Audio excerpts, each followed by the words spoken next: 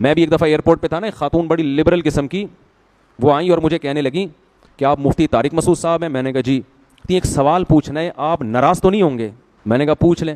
تو میں نے کہا, کہتی ہیں کہ میں نے تجربہ یہ ہے کہ جب مولانا ٹائپ کے لوگوں سے اس طرح کا سوال پوچھو تو وہ غصہ کرتے ہیں.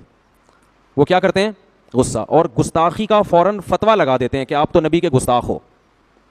میں نے کہا آپ بالکل آزاد ہو کے سوال پوچھیں, میں آپ پہ گستاخی کا فتویٰ نہیں لگاؤں گا. سوال حدیث میں آتا ہے کہ جو محتاج ہے نا, اس کا تو علاج ہی سوال میں. اگر اس پہ سوال پہ پابندی لگا دو گے, وہ بیچارہ کیسے, وہ گستاخی کے چکر میں ہی لگا رہے گا. اگر ٹھیک ہے, سوال مہذب انداز میں ہونا چاہیے, الفاظ شائستہ ہونے چاہیے. تو ان محترمہ نے سوال یہی کیا جو ان صاحب نے کیا تھا کہ نبی صلی اللہ علیہ وسلم نے 9 بیویاں کیوں رکھیں, اور اتنی کم عمر لڑکی سے آپ نے نکاح کیوں کیا. یعنی یہ سوال میرے دماغ میں پک پک کے نا مجھے اسلام سے سوال نے دور کر دیا. میں نے ان سے کہا مجھے ایک بات بتائیں, اگر نبی صلی اللہ علیہ وسلم نے یہ کام معاذ اللہ عیاشی کے لیے کیا ہوتا تو عیاشی کی عمر 50 سال ہوتی ہے یا 25 سال؟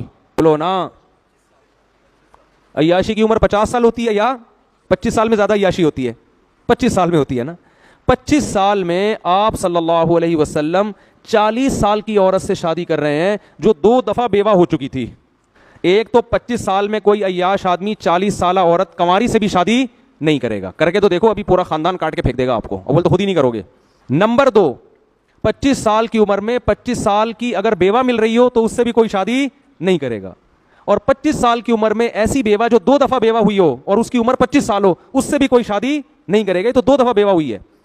تو نبی ایسی خاتون سے پہلی شادی کر رہے ہیں 25 سال کی عمر میں جو بیوہ بھی ہے, 2 دفعہ بیوہ, اور عمر بھی کتنی ہے؟ 40 سال. اور عرب میں 10 بیویاں رکھنے کا رواج تھا. یہ تو اسلام نے 4 پہ آ کے باؤنڈ کیا ہے. 10 بیویاں رکھنے کا رواج تھا, مگر 15 سال جو جوانی کا بہترین حصہ ہے وہ اسی ایک عورت کے ساتھ گزار دیا, دوسری شادی نہیں کی. اس سے صاف پتہ چلتا ہے کہ ہمارے نبی کے مزاج میں عیش و عشرت بولو نہیں تھا.